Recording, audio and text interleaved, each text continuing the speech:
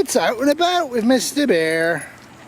Yes, he doesn't want to go very far today. So one of the things people is they use maps and scouting, hopefully, on bug out routes, if they have a bug out route or two, to find water sources. And the nearest water source to my house has been destroyed. The idiot at the top of that house decided to fill in the storm drain. And for some reason the water authority has allowed him to do it, removed a habitat for wildlife, birds and stuff, which might have been useful. The major problem with this is going to be that it's actually going to put a lot of that storm water directly into storm drains that aren't designed for it, and also probably cause flooding later on in this area. However, I'll be long since gone when that happens, but it's just a message. Don't rely on water sources that you've seen in the past or are clearly marked on maps. You need to have enough water with you to get down the pipe, to walk down the line, to make sure that you don't run out of water. Running out of water is not an option. You can starve and do it well for days to even weeks, really, if you need to, but you can definitively not go without water. And if you have to ration water, your ability to walk, cycle, think is going to diminish within hours. Now this is going to be a tough one today. Mr. Behr is in a sullen mood. Behr, come on! Behr! Behr! Come to Dad! Come on, Behr! And Behr! So what we have now is resistance. Behr! Come on, let's go for a walk. Walkie! Walkie! Look at the enthusiasm. You can probably hear the construction down there. What on earth are they building? Well, what they're building is a swimming pool. Always nice to know. However, me and Mr. Behr is not cooperating today. When you walk around your area, walk or run around your area, you find things like this. Well, what have I found? So this particular part of Old Newmarket has multiple footpath laneways that run between buildings. Knowing where they are now means I can try and take shortcuts, make my walking easier. Come on, Mr. Behr. But in Grid Down, it could be vital for me to know where to run to. Most people do not ever get out of their house, away from their cable TV, or out of their car. People even go camping now and then camp 10 feet, 20 feet from their car. We've become a society of slobs. Don't be a slob. So here's another one of those, and as you can see, a useful little pathway. Keeps you away from the main roads, which are wide open. Very useful. Of course, it's one way in and one way out. So generally speaking, I wouldn't recommend it in Grid Down, except as an emergency route, or at least go in fast and exit fast. You don't want to be ambushed, right? So it would be a natural ambush place, except almost nobody's going to be using them. Ambushes are going to be set up where people are going to expect people to be. Main roads like this. I'm trying to psych out Mr. Behr and it's not working. We've been standing here for 5 minutes. Okay, we still haven't moved. This is going to have to require camera away and intervention. So a lot of people think they have a lot of trees, right? There's a lot of trees here. You can see that. Typical of one of the neighbourhoods around here. However, in Grid Down, there's no way you're going to get access to most of this wood for burning without a chainsaw and a log splitter. Make sure if you've got a wood supply, make sure it's small enough to process by hand easily. Come on, Behr! Come on, Behr! Yep, I'll see you guys later. Apple tree. He's all wound up because he saw a dog. Considering what we can find, we have chicory. Quite a bit of chicory. There, come on, baby boy. So there's chicory. Kind of obvious at this time of year. You really want to kind of know what it looks like the rest of the year as well. Goldenrod, not quite ready, but when it's full of seeds on the yellow, it makes a great additive to flour. You can push up to about 1/4 of flour with this, so you can have 3/4 flour and 1/4 of this, just to stretch your supplies a bit further. So one of the things about walking around your area, preferably with a dog that's less resistant than this one, is that you can find ways and means. You can find water courses, food sources, all of that stuff. You can also find exit points and entry points from the main highways. For example, where I am now, it's a kind of a cul-de-sac. Has a professional office here. They're doing their driveway. A little bit of propane. I actually think this is probably an oil tank, diesel maybe. But if anybody out there has big propane tanks or big oil tanks, a couple of quick videos showing people like me how to access the fuel safely and grid down would be appreciated. Anyway, this is another area. This is behind that road we were on when I was looking at the trees. And there's a water course here as well. So although I've lost the most convenient water course, I would not have used that water course anyway, because it was basically a storm drain. So because I've been on foot and because I know what I'm doing in the area, and I come down in the winter when there's not much foliage, there you go, Mr. Crow. Of course, it could be a raven for all I know. I'm no ornithologist. Mr. Behr hates birds. He hates most things that are black. Anyway, which you have to wonder about him. So yeah, there's a little creek, quite a big one. But this actually is another way of quickly moving from one area to another in this suburban area without having to use main roads. Specifically at night, this would be pretty good. You could also even use areas like this as a temporary bug out for sleeping during the day. Is my idea, walk at night, sleep during the day. So you can use areas like this. Pretty much most cities and most towns have them. Let's have a wander along here. Come on, Behr.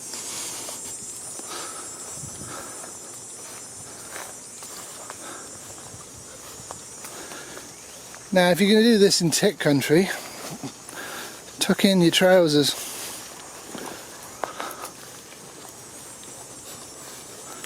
There ain't many deer left around here. So if I was taking water and grid down, I have much better places than this. But this is much superior to any standing pond. Standing ponds, now bear in mind this is the 4th week of August. We have had a wet summer. These creeks can go dry.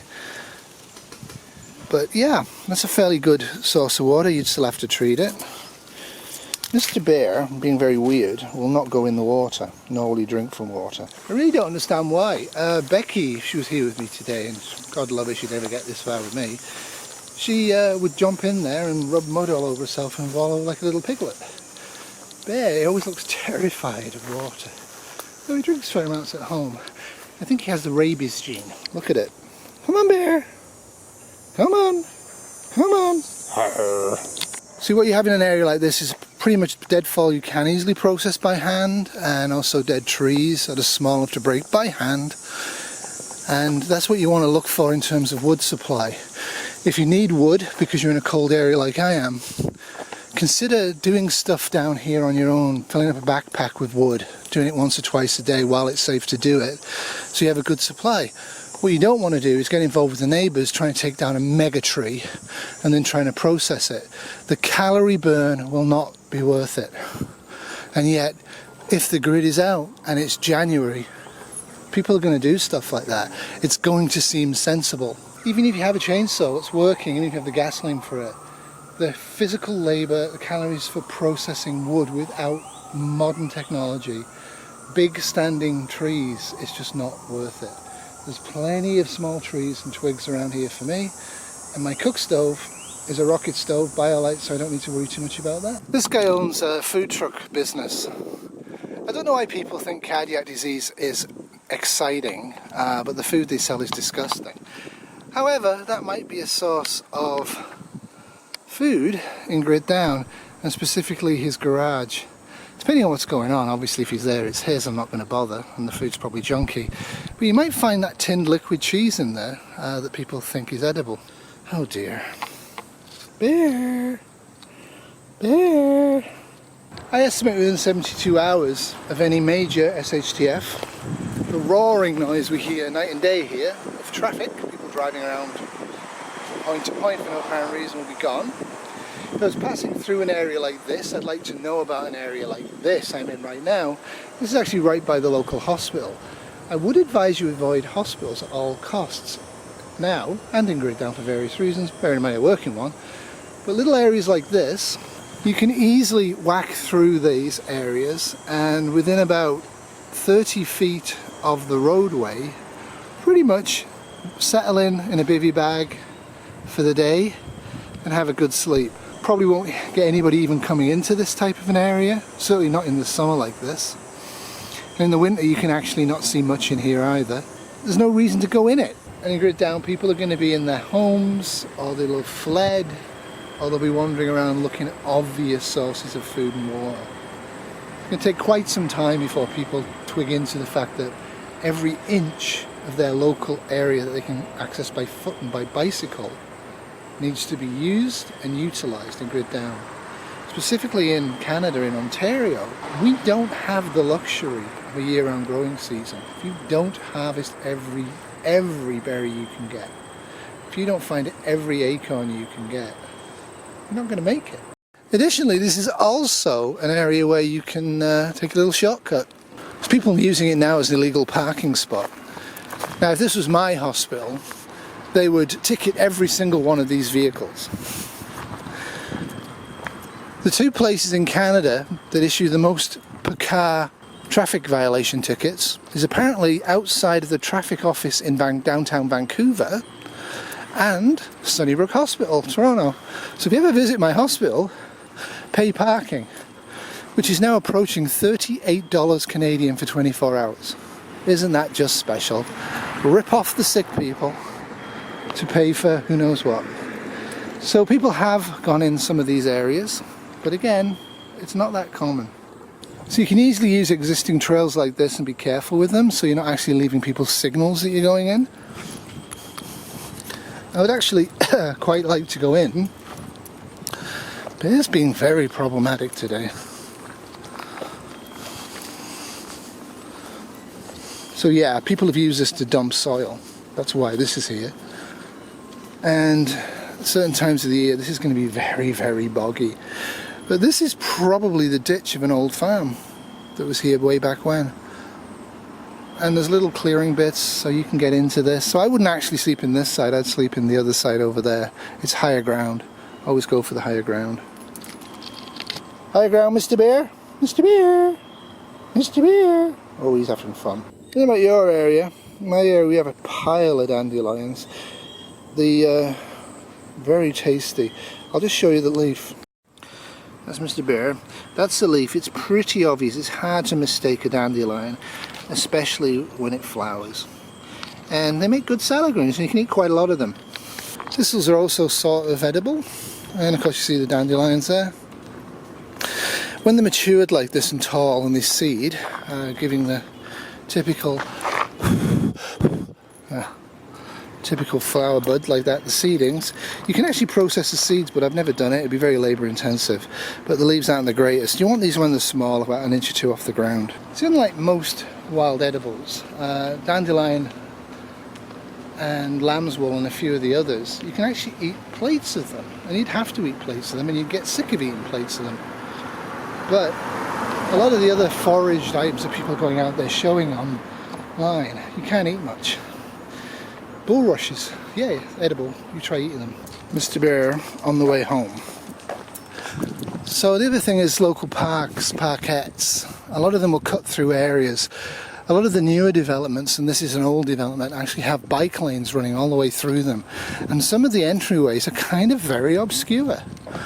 And if you're out and about, on foot, with a cooperative bull terrier, going home, with a cooperative bull terrier, you can figure out what all of these areas are, how to get through them, where the water sources are, where you can actually kip out if you needed to. Get down, you need some chains. There's some chains. You need bottles, containers. Check out these, they won't have been emptied. Maybe the paper can be used for fire starting, who knows. You know, in here, Grid Down, trees like these are going to go really fast. So that brings you into the whole sustainability if it goes on for years. This is New Hospice, and behind it the Old People's Centre. I don't recommend trying to attack hospitals or loot hospitals for medications or pharmacists or any of that stuff, or hospices. I think anybody who's actually an addict would be way ahead of you, and you don't want to bump into them. But months after a major SHCF, I'm talking months down the pipe, all sorts of places may well have linen cupboards full of cotton linen sheets, toilet roll, cut up into squares, clothing. Lots of things you can use cotton sheets for. If you cut them, white cotton sheets aren't dyed, cut them up into squares, put them in a dry can and can them, and you have sterile wound dressings. So that might be an alternative source for cotton linen sheets. Hotels will as well, obviously. That's something to think about. Go beyond the I need ammo, I need an MRE, I need water. Think about 3 months, 6 months, 12 months, 24 months after a major fall in society. If you live, and that's a big if, where are you going to sustain yourself? Where are you going to get supplies to sustain? 24 months afterwards, where are you going to get supplies to sustain yourself? I do think this is a very pretty area at this time of year. Go Canada. Grid down. Dawn's coming. I need somewhere to crash. I haven't got out of the town because of bad planning, or the city because of bad planning. Somewhere like this. It's for sale. And it's not being kept up. And it has the lock on the door that a lot of them have. Just pop round the back, jimmy it open, you're in the house. A lot of them have sheds, so you don't even need to break into the house. Now, you're not going to find much in the way of food or water in those types of houses, but you might find stuff. But the more use of these types of building is somewhere to secure yourself during the day, so you're not exposed. Certainly an early grid down, if you're bugging out and you're forced to travel, you really want these sorts of places available to you, because sleeping outside sucks, but you need to sleep in places where you've got more than one entryway. You don't want to put yourself into a trap. Now, a lot of the cell phone towers and water pump stations and hydro stations that I would use the ones that are very, very isolated. But even so, if I was on my own, I don't think I would sleep in there, one door in, one door out. My plan would be to bug out with Kitty by car early on, or be living at the bug out location. But if we had to bug out by foot or by bike, one of us sleeps, one of us is awake. 4 hours on, 4 hours off. It can be done, and you go all night, and then the person who's most tired has a good sleep, while the other person cooks on the rocket stove and prepares the water for the day using the life straw mission. And then you move half an hour to an hour to your actual sleeping spot for the day, away from where you've been cooking. And hot bed sleeping. The other thing is garages. Most people these days have electronic garage doors. They'll have to force them open, so they'll be staying open most of the time and grid down. He needs to cut his grass. It's a nice home, eh? Well kept up, looks nice. It is for sale. There's cars there. So this is occupied. It's for sale, but it's occupied. There is a difference, and you can usually spot it. If in doubt, stay out. One of the things that's ubiquitous in modern society is garbage. See? Garbage only. Throwaway zones. I wouldn't use those two. But if you're around the back of an industrial estate and there wasn't many people around, and I was desperate, I didn't want to break into a building for whatever reason, or I didn't want to burrow into a wooded area and hold out there for the day during a bug out, I would consider jimmying the lock of one of those that's cardboard, not with food or garbage, and maybe holding up in there. Now obviously in August you'll die. Too hot. In the winter it'd be very, very cold, but it will keep you dry, and it'll keep the wind off you, and you should have decent clothing and probably a decent sleeping bag with you, so it might be worth doing. You'll now notice I'm being pulled in this direction by Mr. Behr, because Mr. Behr has now decided that this is an acceptable walk because the walk is turning around and going home. More chickweed. People here do still have in this area wooden fireplaces which are almost entirely absent from the new estates. So seriously, all of these little trees, they're going to go probably before even the first winter, but certainly by the end of the first winter. So all you're going to have left, branchless big trees. Cleaners are still here. He's a weird dog, he just won't drink from ponds or streams no matter how thirsty he gets. And you can see he's pretty thirsty. Hey Mr. Behr. And there's little Becky. Anyway, the two lovebirds will have to wait. Becky's probably thirsty as well. Just tucked on to the end of this, I'm just going to give you a little bit of a garden update. Because Reed of Manifestation of Imagination told me to remove all the beans early and they would grow back. And he was right. Now I could probably harvest these as well, but I have no particular need for them. So I'm just going to let them dry on the vine, which I think is the best way of dealing with it. We have hot peppers growing. We have non-planted, reseeded cherry tomatoes growing. I really like these. You can get a huge amount of produce off these, squish them up and dehydrate them easily. Oh, of course you could can them. We already got one zucchini. I haven't really looked, but I noticed when I was watering this morning, there is one there. Well, that's it for me, Mr. Bear, out and about. Remember SHTF, if you don't prepare, tomorrow will always be worse than today. So seriously, borrow a dog, grab your own dog, get out there, walk around hours around your neighbourhood. Local knowledge is not knowing how to drive to the mall on the side streets or how to get out of the city using side streets. Local knowledge is knowing how to walk out of the city without encountering people, without putting yourself into ambush situations, and finding water supply along the route. It might be swimming pools in the summer. Know where they are. Know how to get into people's backyards without causing a confrontation. That's all for me. Doodles.